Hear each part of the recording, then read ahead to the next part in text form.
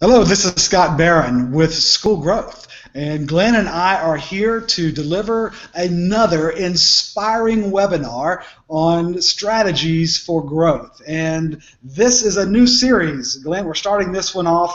2015 is our goal, and we want to start really a whole new ball game for this new school year. Can you imagine that? Yeah, it's exciting to start thinking through what does 2015 look like, and where are we today, and what is it that we could do differently in 2015 to make it the best year we've ever had as a school. Absolutely, absolutely. Well, that's our goal. We're glad that you have joined us. Of course, we're a part of a kind of a company that we kind of think differently about things. We're really intent on inspiring schools to adopt a different mindset, and we call that an entrepreneurial mindset, where we're thinking outside the box a little bit, but we're really trying to figure out how do we meet the goals and the needs and the learning opportunities for students today. We're not satisfied with trying to figure out ways of offering the same services that were offered in education services in 1975 or 85 or 2005 or even 2014. We're looking to 2015, and we want this to become a remarkable year in the life of your school. So we're looking at how do we create this experience of being. I actually got my slides are out of order, Glenn. I messed up. But having good governance obviously is a part of this, and we know that it all starts with the board, doesn't it? We know that if we have a great board, that the rest of the school it seems to follow that when the board sets the right tone, when they've got the right structure, when they've got the right purpose in mind, everything else it just seems like it comes together in a remarkable way. So we're asking the boards in 2015. We're asking our school boards to really to consider how they can kind of change things up. If they've been struggling, how do we as a board begin to take ownership to become just a fantastic board in 2015? And so that's our challenge for our schools here moving into this next school year. Of course, you know that there's some very distinct strategies that we're trying to pursue as a part of this, and so we're going to share with you a bit about what it means to be an effective board. What are the stages of board development? What are some ways that we can assess how well the board is doing? And then we'll move into a conversation around the ultimate board goal, right? And that's our conversation for today as we kick off the goal of school growth design. And that is an acronym that we use that's a part of our framework for designing schools, because you know that our goal, our mission in life at School Growth is to accelerate school improvement. That's all we're about, is accelerating school improvement. We believe you do that through an entrepreneurial mindset.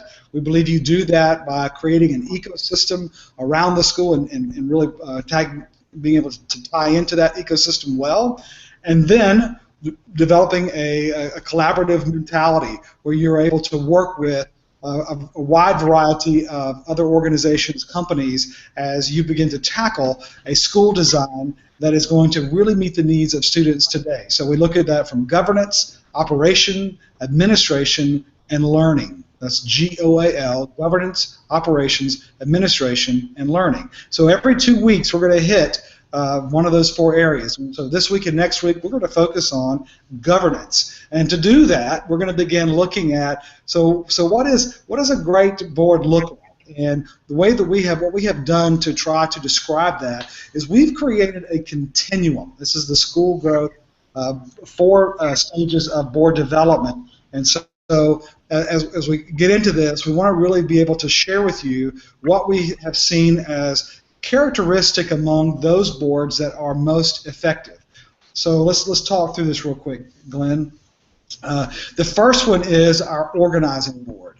And this is a board that is more in that startup phase of the school, right? They may be trying to just get the school off the ground to begin with as a very brand new school, or it's a school that's gone through some type of a setback. They've had either economic setback or some other issues, and now they're kind of having to kind of start over, right? And so they've gone back to what, Glenn, how would you describe, what are some of the things that an organizing board does?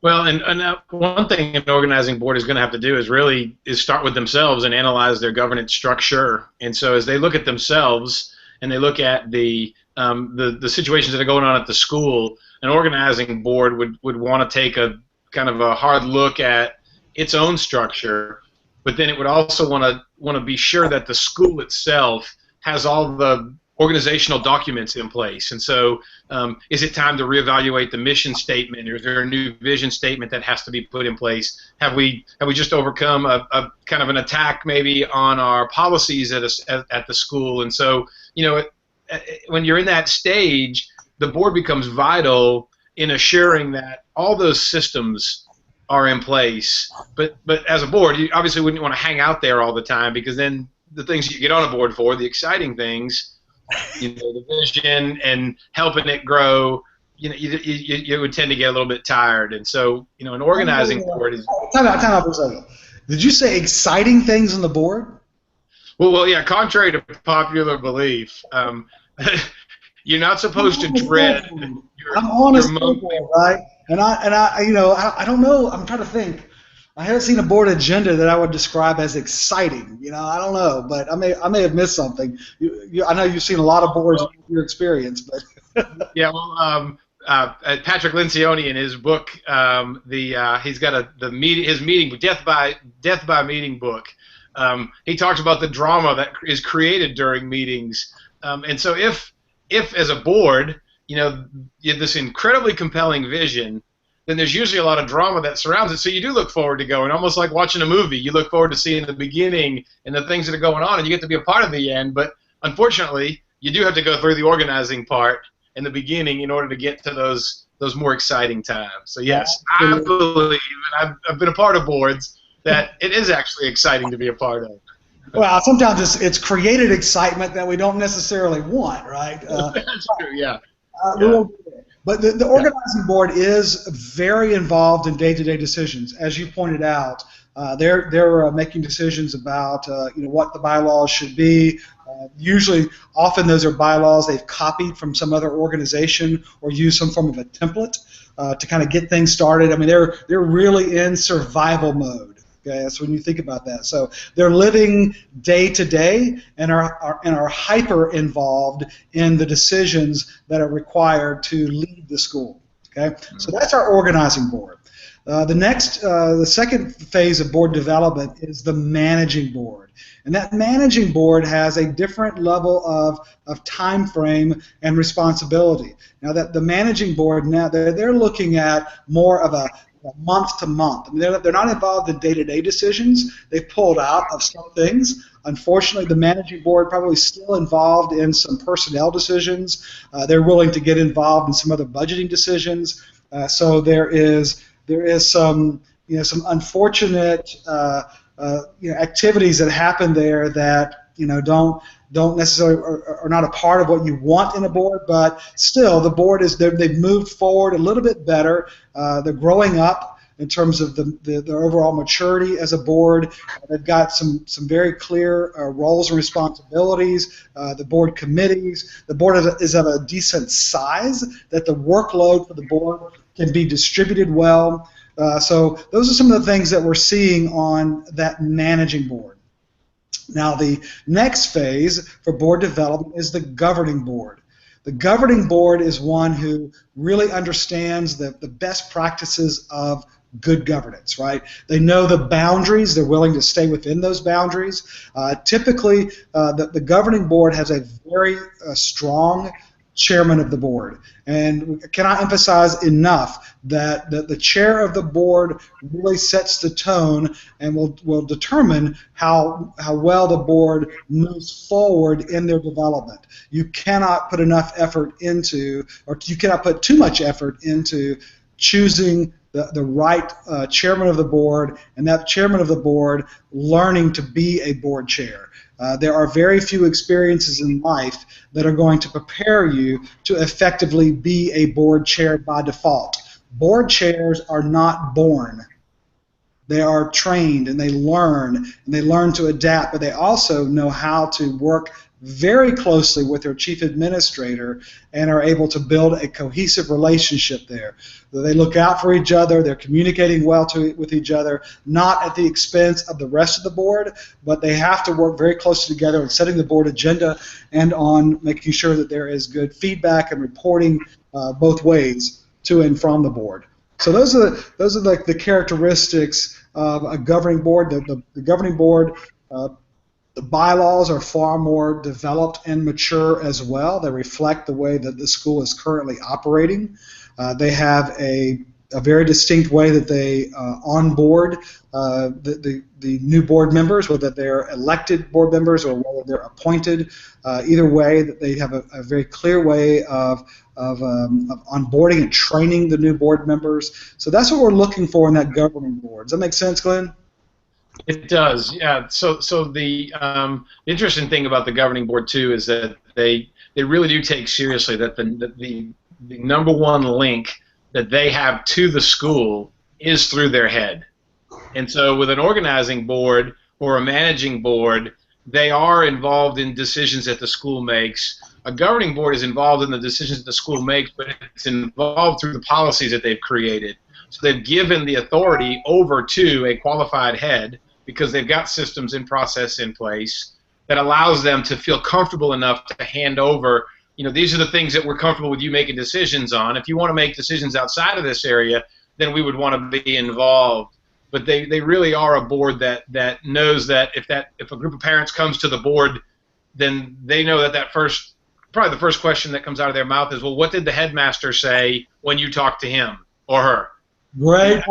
Yeah. They don't get involved in the kind of the nitpicky things that we all know go on in schools, but they really are there because they support the headmaster and they trust the headmaster to make those decisions. An interesting thing too that I'd add about a governing board is that they usually end up having a school head who engages them in all the activities of the school that they need to be engaged in, so that when there is an issue going on in the school, they're not hearing about it from the parents, they're hearing about it from the headmaster, because the headmaster is so comfortable with the governance structure that's in place. And that's a big key in the development and usually in the strength of a school, is when you get a headmaster who's comfortable with the relationship and a governing board who's comfortable with letting their head of school lead.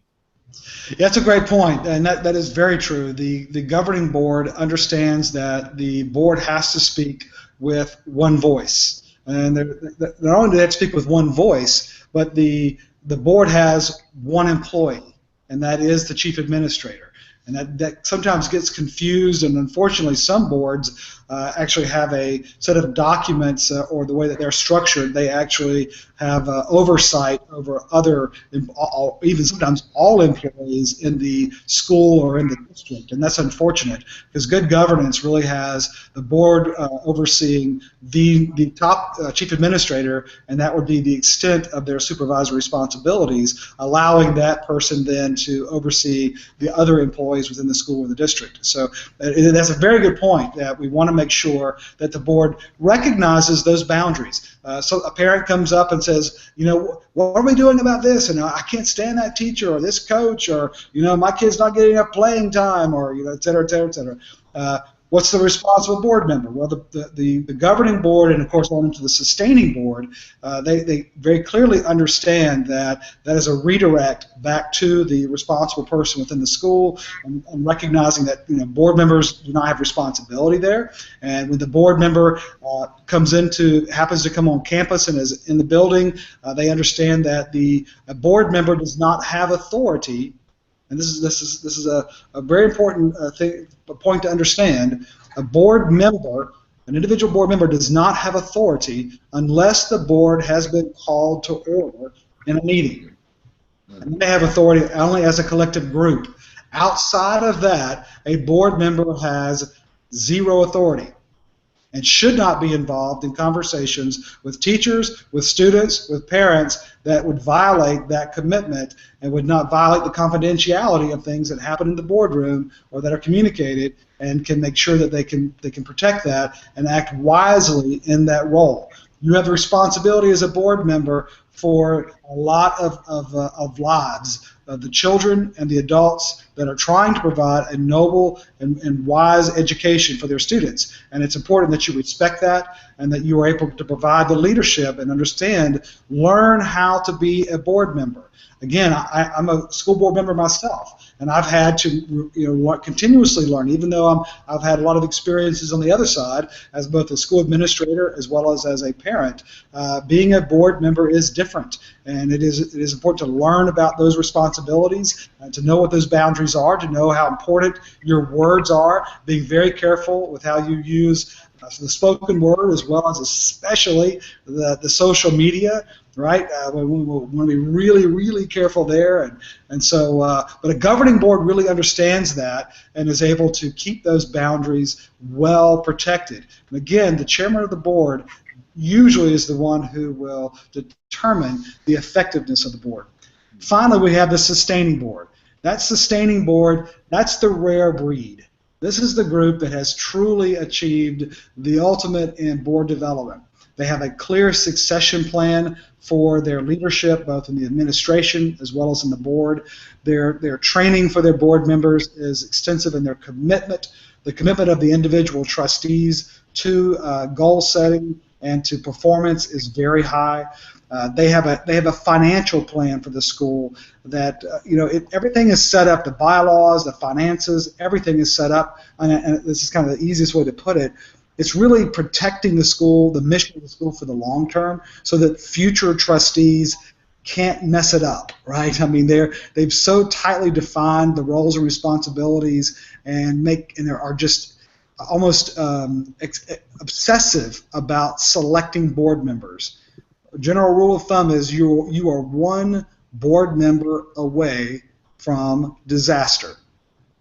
And boards get in trouble because they try to fast track the decisions on board members. They try to make decisions based on how much money someone has or their level of influence, or just because we have an empty seat and we have to get that filled as quickly as possible. There's a variety of things that will contribute to poor decisions on board selection. But if you find yourself tempted to fast track and not follow through on a very distinct process for adding board members, take a moment back. Count to 10. 1, 2, 3, 4, 5, 6, 7, 8, 9, 10. Take a break, breathe. Do anything you can to cause yourself to pause and really think about the implications of those decisions, because how you choose board members will directly impact the success of that school short-term and especially long-term, as well as the relationship that you have with your chief administrator. Now, as you might guess, school boards are along this continuum. This is a continuum. They move. We've seen boards get to the point of governance and everything's going well, and then the recession hit, or some other crisis hit, and they withdrew. They went back to being a managing board and began getting involved in some of the day-to-day decisions. Sometimes there was a change in leadership, and they had to get involved in more of the details, and so that shifted that responsibility, and now they're trying to shift that back to get back to a governing board. The key to this is know where you are. Right? Self-assess. Take the time to, here in November, December, take the time to, as a board, to evaluate where you are. And we're going to be posting a tool for you, some questions that you could ask to help you decide and self-evaluate where your board is on this continuum. Know where you are and where do you want to go. What could you do? What decisions could be made in 2015 that could move your board to a higher level of maturity for the school and the board, right? That's the key in making these decisions for your school now that will have a long-term impact. Now, the other thing that we're looking at is, of course, what are the things that we can do to assess board quality? And so, Glenn, you kind of got us through this as we look at what are the things that we can do as a board to make sure that we're taking the steps that would help us get good feedback and make better decisions in 2015 to advance our development as a board. Well, first and foremost, as a board, we want to do an internal survey of who are we. It's what you just mentioned, the idea of really taking a hard look at yourself. And most boards that have been established, more than likely in their governance process, require that they do an annual survey of their own work. And so just like a school head has policies that the board has established that they're supposed to work within, the board has the exact same system set up. And so it's really incumbent upon the board to take a hard look at themselves. And really all it is it's asking yourself the same questions you would expect your single employee, the board, the head of school, to do as well. And so an internal survey could be, you had mentioned talking about recruiting. Did we follow the process that we have in place for recruiting? Are we following the process for professional development as a board? Are we meeting regularly? Are people attending the meetings at the rate that they're supposed to? If there's some sort of commitment to a funding campaign, are we doing our role? Are we doing all the things that we say we're doing? Those are surveys that if you have a governance structure in place already, you can generate your own survey based upon what your governance structure is. And there's some general questions you can ask, but you also want to make sure that you look at your process and make sure that you're generating a survey that meets your needs and not one that would meet another school's needs. And then, of course, there's the external survey, and quite frankly, an external survey is gonna be one where you may survey the parents or the teachers or some of the constituency at your school. What you want to be careful with your external surveys is the people that you're asking to survey actually have to know what your role is. And so sometimes you could ask a person a question about the role of a board, but the person could be confused that the role of the board is different than the role of the school head. And so an external survey that you're asking people to do about your school itself would need to be developed in such a way that it would also be informative, so that the parents or whoever it is, the constituency that you're asking to serve, to fill out the survey and to give you information back, would know what kind of information you're looking for. And so that way nobody's thinking that, well, one person thinks this question means one thing and one person thinks it means another. And so as you ask those questions, they should be connected to your internal survey in some way, so you can see if you're thinking the same thing as the constituency. And then, of course, there's benchmarks, and so you can go and find what are the, if you're a John Carver Policy Governance Board, well, then there's systems out there that you can actually look at and see, are we adhering to what it is we say our governance is?